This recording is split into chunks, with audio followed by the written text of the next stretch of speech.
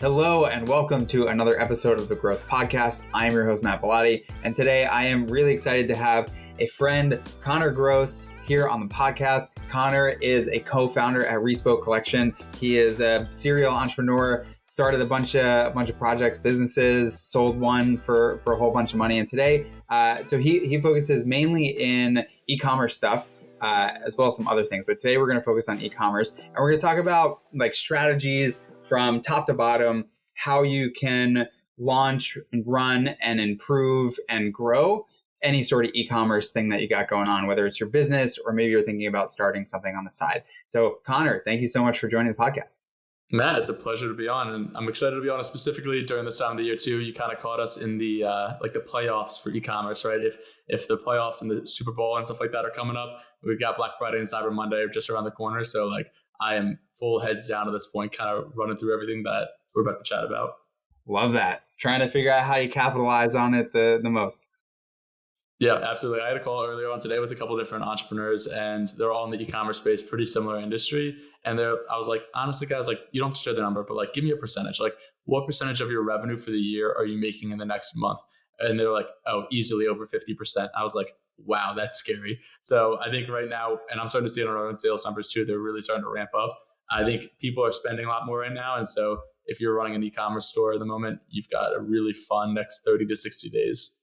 That is awesome. I love that. So why don't we just give folks, I gave you a quick intro on you. Why don't you fill in gaps on things that people might want to know about you before we jump in? Yeah, 100%. So really it can be summarized down in a minute or so. I graduated from school about 18 months ago. So back in 2020, my co-founder and I, we started an e-commerce business in the Amazon space back when we were in college. It was all cell phone accessories. A company called Cardly, which is stick-on card holders for the back of your phone. We scaled that up to doing a little over $1 million a year and sold it shortly before graduating college. Since then, now we've bought 2 other e-commerce businesses, and then myself and my other partner Nick, we have now started 2 other e-commerce businesses as well. So a total of 4 brands really at the moment, and they're all off Amazon. I've played the Amazon game for a long time and quickly realized it might be a race to the bottom. And I think a lot of people might disagree with me on that, but just from experience, it's a lot of trials and tribulation, and being able to do your own marketing, own your own customer experience, all of that kind of stuff is a lot more fun for me now. So I'm running Respoke Collection, which is an automotive artwork brand that lets you go and decorate your garage, office, living room, whatever, with really high-end quality automotive decor. We just launched a boat version of Respoke as well, just the other week, that we're starting to get off the ground too. And I run a couple of digital product businesses in the photography space and tiny house space that we do some e-commerce stuff for as well. Love it. So you've gone through these cycles a few times now, building and launching and running e-commerce companies. So we're going to talk about top of funnel stuff, middle of funnel stuff, bottom of the funnel stuff. So why don't we just start at the top? How do you think about top of funnel? How do you think about driving awareness? And then we could talk about some strategies and tactics that work for you. Yeah, absolutely. I think it's probably easier just to set the scene for anyone listening to this right now. There are only, again, I'm oversimplifying things, but there are only really 3 important metrics that you ever have to think about in e-commerce. If any of these metrics are 0, you are in big trouble. And the goal is to try to make these numbers as high as possible. So the metrics really are broken down into traffic, times that by your conversion rate, times that by your average order value. And that gives you everything you need to know about e-commerce. So when you hear people talking in e-commerce about growing their sales or really scaling up their business, their overall goal is to increase one of those 3 numbers. And usually a lot of the times it tends to be the traffic, and then you optimize things with the conversion rate and the average order value. But starting at the top of the funnel, that's all about traffic. How do you get people to your store? Really, for anyone listening to this right now, if you ever watch anything e-commerce related, you're going to say, it's just Facebook ads, plain and simple. That's pretty much the way that 95% plus of e-commerce store owners and operators tend to go and get people to their stores. And with how everything's been going with iOS 14 and all the updates that Apple has rolled out over the past couple of weeks, there's definitely been a big shift in that landscape. But I'm firsthand to be able to tell you, it still definitely works. I've chatted with enough e-commerce operators who know that you can still be profitable off that first sale. It's just a lot tougher these days. And so the way I typically go and think about top of the funnel, getting people to the store, is from most of the brands I start, I try to go and just start with the Facebook ads right away and build everything else in the back end. And the other ways are really, aside from the ads, like influencers and a lot more like organic stuff, whether that's like SEO focused content or finding ways to go and give out ebooks, things like that as well to kind of scale up the brand. But on the ad side specifically, the main three things that I focus on are just regular ads. So that's usually overall lookalike audiences based on who I've been selling to in the past. And I'll try to go and scale those out with a couple different types of ad creative. The ones that we kind of always joke about in e-commerce that are typically most effective are just UGC ads. So those are user generated content. And the way I like to think about that is like, I have literally chatted with people before who spend $20,000 on making like a super highly edited, really quick cut, like kind of advertisement film that does not convert. And then you chat with another person who's like, oh no, man, like I just took a video of like my dog wearing like this leash that I'm trying to sell on my iPhone. And I just made like $100,000 last week.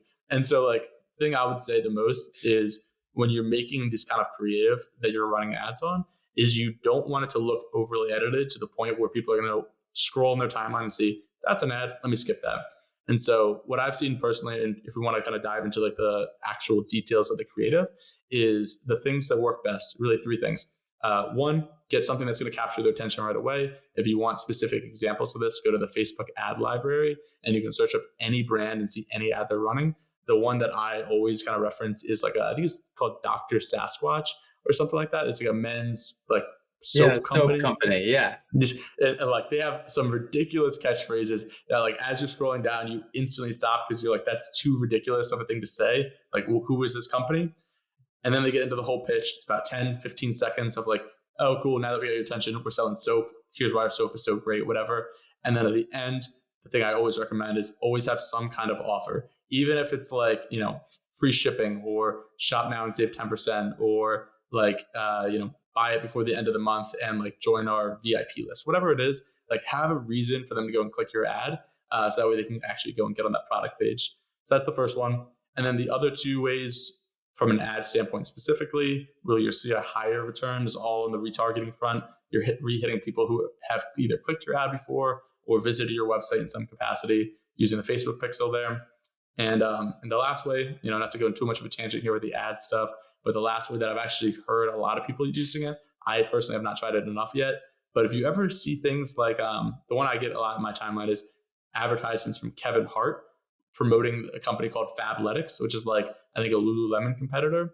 A lot more brands these days are starting to partner with celebrities and influencers to actually white label their ads and sell their products through their accounts. So like a typical example, like I said, this Kevin Hart one, I know The Rock does it as well, where you'll literally see an ad in your timeline that says from The Rock, and then you'll see like paid partnerships with like Cuts or like, some clothing apparel company. And those actually convert extremely well because it kind of builds up trust right away with that audience.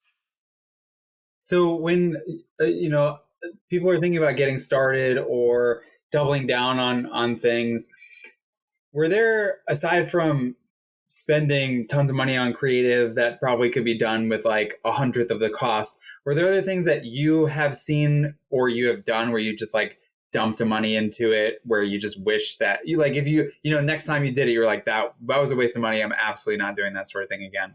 Yeah, I would say be very careful on how you scale ad spend. We've chatted with some people before who are like, nope, we actually weren't able to see a real profit level until we started spending $5,000 a day, because that's when Facebook became really, effective at targeting. And so we're like, oh, cool, let's ramp up our like $1,000 ad budget a day to like 5,000 a day to see what happens.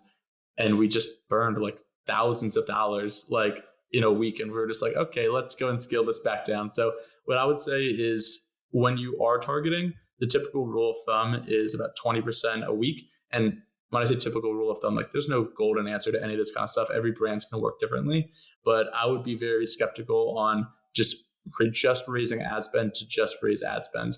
I think you have to be a little bit more strategic about it. The other thing I would also add is that I've chatted with a couple of brands now at this point who only have one winning ad. When I say one winning ad, I mean like they have run this ad for 4 years, and all the way back in 2017 to all the way today in 2021, it's still their best performer. But what they all say is like they tested 100 different ads before then, and they've tested 100 different ads since then. And like something about just this one ad really clicks with people's mind and like makes them understand the product and resonate with it and like stop on their feed to go and check it out. So the only other thing I would say here really is like keep on testing ads. Even if you think you have like a slight winner, keep on testing more until you'll find that one that just outperforms all of the other ones by 10x. But then don't get complacent with the fact that that one performs well. Still Exactly. spend time. Yeah. Always keep testing it. Yeah, exactly. And I think that's one of the things that we do if we kind of want to move down into like the middle of the funnel now, is one of the things that we start testing now is we actually have like an email that goes out after any customer has gone and purchased in the past, where we say like, hey, can we give you a refund in the subject line? It's got a ridiculously high open rate, like 60-70%. And the email is basically a plain text email being like, hey, we would love it if we can give you a 15% refund on your order, which is like super effective, especially comparative to a coupon code. Say all you have to do is send us a photo back of you holding up our product or using our product, whatever. And we have a decent amount of people who do it. And then we take all of that material and just funnel it right back into our ad creative, which has been a really effective way to kind of lower that cost per acquisition. Because if you're trying to go and buy a product and all you see are like so many different ads of hundreds of people constantly about like using that product that you want to buy, psychologically you're like, okay, if they're all doing it, I should probably do it too. This isn't just like gimmicky marketing, like people are actually buying this kind of stuff. Yeah, I absolutely love this tactic so much. And it spans, like I could think about how it spans to different industries and use cases, right? You are reaching out to your current customers, offering them some of their money back if they basically like do the marketing for you. Exactly. Yeah. And why do you think that that's so much more effective than, I don't know, any other way that you can get creative and add content? Well, the way I like to think about it is like, okay, I can go pay somebody on Upwork $400 and they can make me, a custom graphic or whatever like that. Or if my average order value is $100 and I give back $15, like it is a 20th of the cost essentially of being able to go and actually scale up that creative. So you're paying next to nothing of what you would normally pay. And I also think for a lot of people, the idea of a refund versus a discount on a future purchase is way more powerful, because they're like, well, I already spent that money, but now I can get that money back. I think that's why our open rate's so high and why so many people tend to go for that offer. Yeah, I love that one. Anything else around top of funnel acquisition stuff that you want to cover before we jump to middle? The only thing I would also say is like, there are a lot of friends that I have who are making a ton of money on ads and it's their bread and butter and they're killing it. But just as we've seen in this last quarter that Facebook ads suddenly start getting a lot of really messed up, it's not going to be around forever. And the algorithms can change, the way that you can target people can change. And so one of the things that a lot of my friends tend to go and do now, like I've got a buddy who runs lunch pack, like festival backpacks and all that kind of stuff. And his entire top of the funnel strategy is entirely centered around building community at the top, where he'll go and like any festival he'll go and sponsor, and he'll get ambassadors who are like all wearing his merchandise and products at these festivals. And this is like his main sales channel, because though we can't maybe attribute it so much that like Izu was the one that drove, this $10,000 worth of sales, it's very obvious to him that he's got this huge ambassador program that they all promote it through their channels. So all I would say is, while Facebook ads might be one of the easiest and quickest ways to get up and running, make sure that you're investing in other channels, whether that's organic, ambassadors, influencers, whatever else, to make sure that you're not reliant on just one main source of revenue. Yeah. And I think this kind of ties back to your earlier point that like Amazon is a race to the bottom, but if you could build your own brand and a community around that, you can have even greater levels of success. You could command a higher price point and all that. Absolutely. Yeah. Absolutely. Cool. All right. Middle of funnel. How do you think about the middle of funnel? So middle of the funnel is almost exactly what you just said, where we're like, if one is a race to the bottom, how can you own your own audience? And middle of the funnel, the way I'd like to think about it is a lot about conversion stuff. So it's going to be your on-site tactics. It's going to be how can you create as little friction as possible on your landing pages to get somebody to go and purchase? How can you go and add more testimonial support on your copy and on your landing pages to get people to convert? But the biggest thing overall is really email and text. So two providers that we've set up and started using for these guys. For email, we use all Klaviyo. For text, we use all Attentive. And basically what we'll do is we'll just set up a bunch of flows and campaigns. So that way, whether you're abandoning cart or just signing up through a pop-up on our site, we now have you in a funnel. And I think for a lot of people who aren't in e-commerce, they'll probably hear the word pop-up and think like those are the annoying things that I dismissed when I'm like on a site. For e-commerce, you need it. Like it's not even a question of should you have it. It's more of a question for like where should you have it on your site, because the fact of the matter is, unless you're selling on Black Friday, Cyber Monday, most of the traffic to your store is not going to convert. Like the average store conversion rate on an e-commerce store is about 2%, which means 100 people come and knock on your door, take a look inside, and 98 of them leave. And if you're not capturing their email, you're not capturing their phone number, it's it's really impossible to make money, I would say, or at least very, very difficult. And so the way I typically think about conversion is get them into either a funnel where you've got 7 to 8 emails laid out, either with an offer, your story, a couple different products they might have not seen on your site, and kind of try to drive conversion that way, or do the same thing through text messages and one-off messages where you can kind of go and start promoting your stuff a little bit more. And how do you think about, you're just talking about pop-ups being like a requirement, essentially. How do you think about I give you X for your email, like a discount code or, percentage code, dollar off, whatever else it might be, free X in your cart? Like, how do you think about the different versions of what you can offer to a visitor? So you definitely have to test it. I think a lot of brands these days default to doing, hey, here's 10 or 15% off, and I get your email as a result. But now you're starting to see a lot more brands as well turn around and say, no, we don't want to be a discount brand. We want to be a premium product. We don't want to go and like just shave off bucks to get an email, right? So if you want to start looking to some alternatives on how you can go and do that, I think a really popular one that we've started using as well is a get X when you buy Y if you give us your email, right? And so let's say that you're selling, trying to think of a good example here. I mean, the example I gave you on the call yesterday was water bottles, right? It's like, let's say, hey, whenever you buy a water bottle, you'll get a free lid included. And so that could be like an easy way to go and get people's emails, especially if that accessory that you're adding onto their purchase is low cost to you, but high perceived value for them. That's kind of like the real sweet spot that you want to find for that. But I've also seen a lot of companies start to go and do other things. So one company that I've seen that I kind of look up to a lot, especially because they're in the home decor space, is something called House of Spoils. So they do a lot of really cool, modern like artwork for your walls. And the way that they do theirs is it's a membership. They call it. They say like, hey, join our membership. Here's what happens when you join our membership. 1, you get free shipping. 2, you get membership reduced pricing. So like that's an interesting way of phrasing the discount, right? It's not, hey, you don't get a discount, you get membership pricing, right?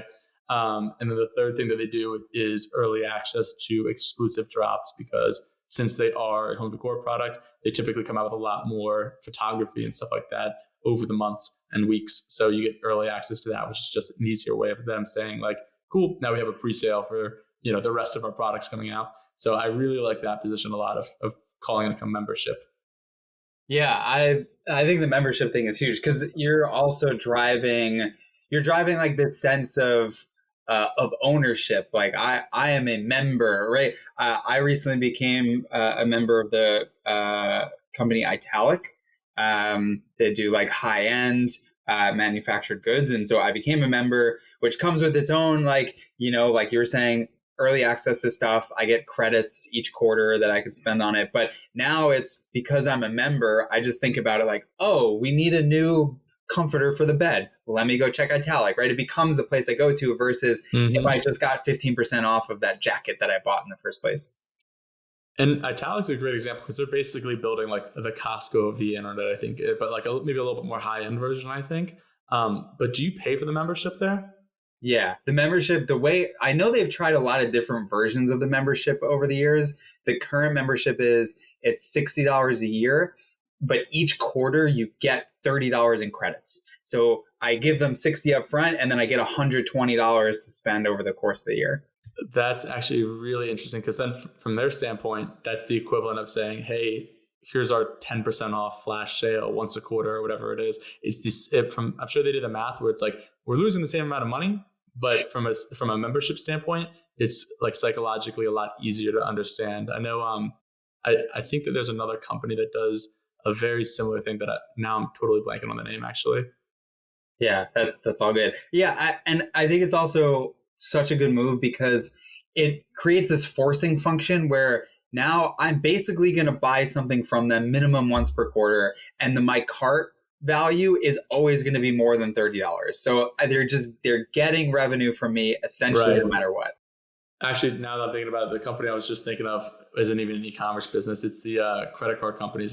Do you have a Chase Sapphire or anything like that? Yes, I do. Yeah, it's like, okay, $550 a year, but we'll give $300 in free credits. And you're like, okay, I guess that makes it not as bad. And like, obviously I'm going to travel for $300 or whatever like that.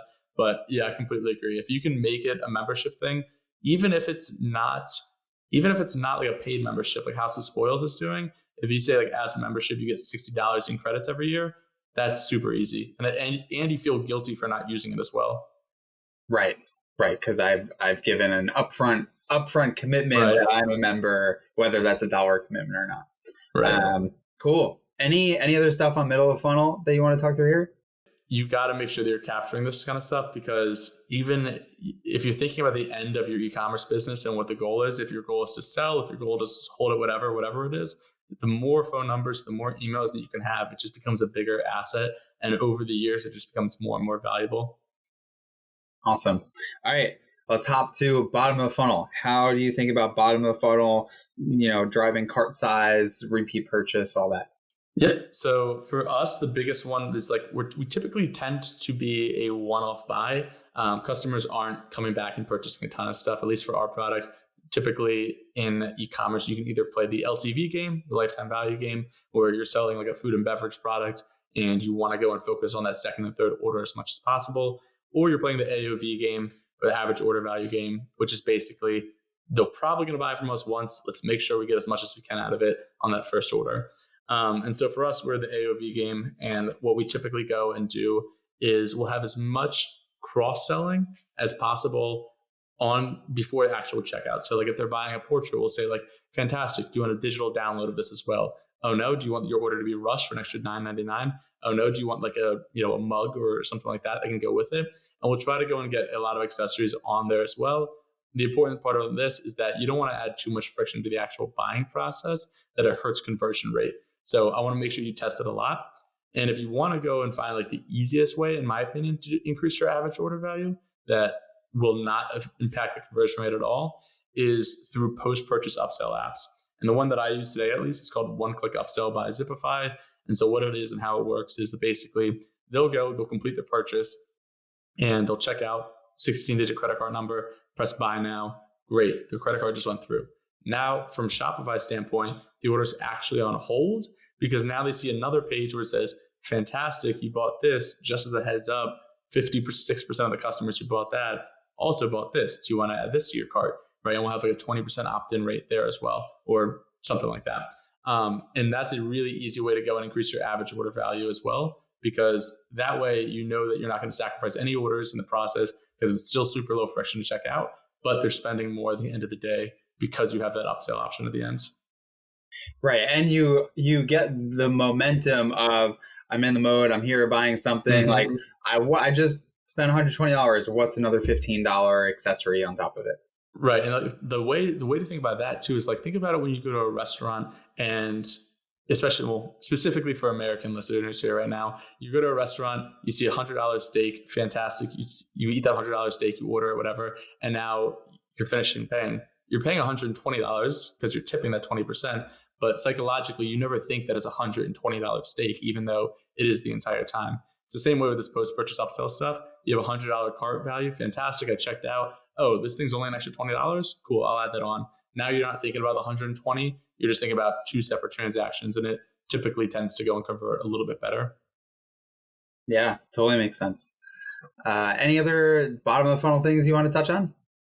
The only other things I would say is like, if you kind of take it back to the middle of the funnel stuff, if you are playing that repeat purchase game, I would definitely recommend to set up as many customer win back emails as possible. So just checking in on them after they've received the order, maybe setting a reminder. Like I know I bought, I think Magic Spoon cereal a couple months back.